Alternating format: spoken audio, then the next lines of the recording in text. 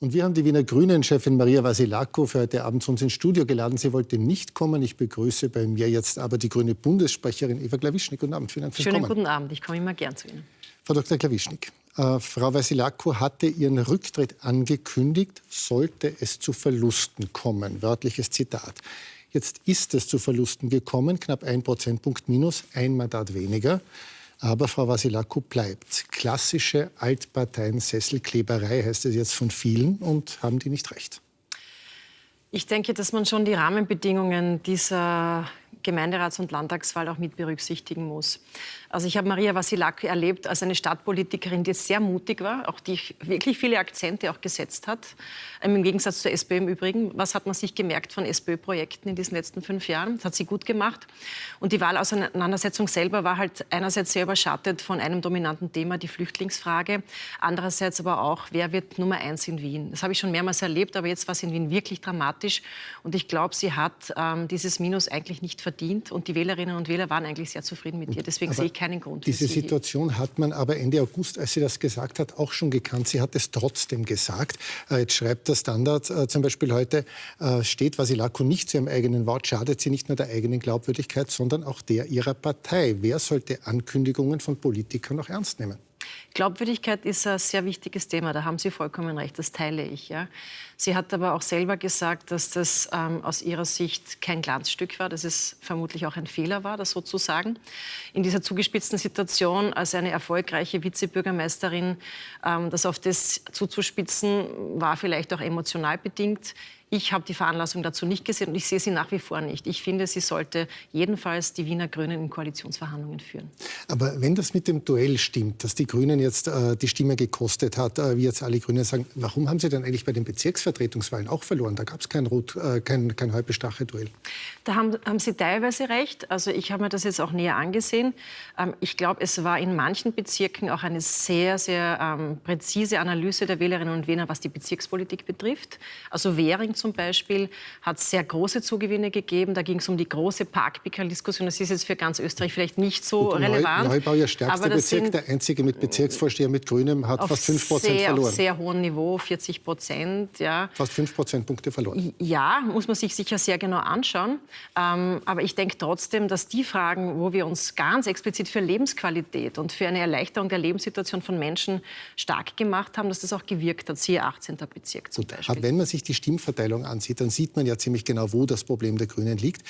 Sie haben bei Wählern mit Matura und mit Uni-Abschluss um die 20%, bei Arbeitern gerade mal 3%, bei Pensionisten 4%. Und der Kollege Thomas Mohr von Puls 4 hat sich einen großen Gemeindebau in Floridsdorf ganz genau angeschaut. Da hat die FPÖ 2300 Stimmen und die Grünen 88. Warum sind Sie derart unattraktiv für Menschen im Gemeindebau? Ich würde das jetzt nicht auf eine Wohnsituation reduzieren wollen. Also mein strategischer und auch politischer Ansatz ist, für bestimmte Lebenssituationen einfach eine Verbesserung erreichen zu können. Das betrifft die Bildungssituation, das betrifft den Kindergarten, das betrifft die Schule, das betrifft die Mobilität, das betrifft Wohnen, das leistbar sein muss, das betrifft auch die Chancen für Frauen. Und ich differenziere da jetzt nicht, ob jemand in einem Gemeindebau wohnt oder in einer anderen Wohnung wohnt. Also ich muss ja österreichweit...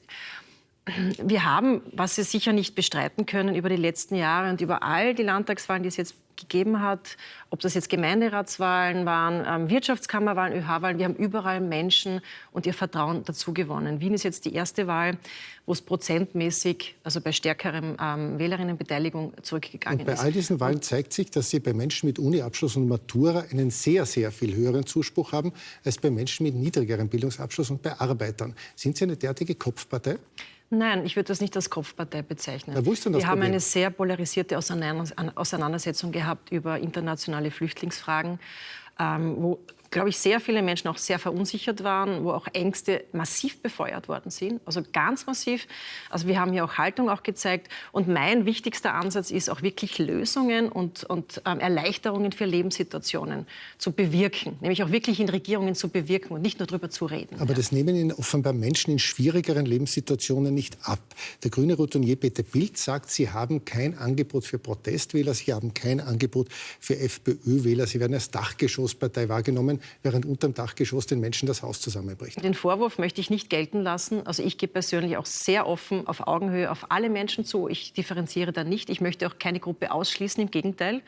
Und ich möchte aber auch nicht so einfache Kategorisierungen wie Dachgeschoss und Rest des Hauses. Es geht um Themen und um Lösungen für Probleme. Sehr scharf wird von vielen prominenten Grünen der Wiener Wahlkampf kritisiert. Spaßwahlkampf, sagt Bezirksvorsteher Blimlinger. Die Abgeordnete Sigrid Maurer spricht von einer Boulevardisierung und einem oberflächlichen Wahlkampf, der die potenziellen Wählerinnen für blöd erklärt. Politik wird mit Marketing verwechselt, sagt Ex-Gemeinderat Lobo. Also mit dieser Kritik kann ich ehrlich gesagt gar nichts anfangen. Also wir haben gerade die letzten Wochen und Monate in den relevanten Fragen deutlichst Haltung und auch Position gezeigt. Also bei der Flüchtlingsfrage waren wir die Einzigen, die bereits vor dem Sommer mit auch Werbemitteln, mit Heimat bist du großer Herzen, auch wirklich diese positive Orientierung der Österreicherinnen und Österreicher auch noch einmal angesprochen haben. Aber dieses Plakat, also ich kann das nicht nachvollziehen. Dieses Plakat Öffi für alles mit den Bussi-Bussi-Kussmündern, das hat Ihnen echt gefallen? Ich muss Ihnen ehrlich sagen, in jedem Wahlkampf, wurscht welcher Landtagswahlkampf oder was das ist, wird dann irgendein Plakat kritisiert. Ich werde das nicht kommentieren und ich sage Ihnen auch, also einzelne Plakate entscheiden auch keine große Wahlauseinandersetzung. Da geht es vor allem auch um die politische Positionierung und die hat in Wien gepasst. Da ging es ums leistbare Leben, ums leistbare Wohnen, da ging es um Verkehrspolitik, um Mobilität, da ging es um vor allem Armutsbekämpfung, Kindergrundsicherung und da ging es auch um Haltungsfragen, was die Flüchtlingsfrage betrifft. Und in all dem haben die Wiener Grünen genauso gehalten wie alle anderen auch. Ja. Die nächsten Wahlen stehen im Frühling an um den Bundespräsidenten. Hat Ihnen Alexander Van der Bellen mittlerweile schon verraten, ob er antreten will? Ich würde es Ihnen wirklich gerne sagen, wenn das mir schon verraten hätte. Im Ernst jetzt? Sie wissen es wirklich nicht? Er hat sich, glaube ich, schon entschieden, aber er hat gesagt, er wird zum gegebenen Zeitpunkt das auch mitteilen. Ich bin sehr optimistisch. Öffentlichkeit, aber Ihnen hat er es auch nicht gesagt? Nein, ich gebe ihm das aber auch, und da müsste ich auch Verständnis haben, es ist eine sehr persönliche Entscheidung und ich möchte ihm da auch nicht unter Druck setzen. Ja. Aber Sie sind sehr optimistisch, dass er antritt? Ich bin sehr optimistisch, ja. Also optimistisch heißt, dass er antritt? Ja. Was machen Sie eigentlich, wenn er doch nicht antreten will? Stellen Sie denn jemand anderen auf oder lassen Sie die Bundespräsidentenwahl so wie die letzten beiden Male aus?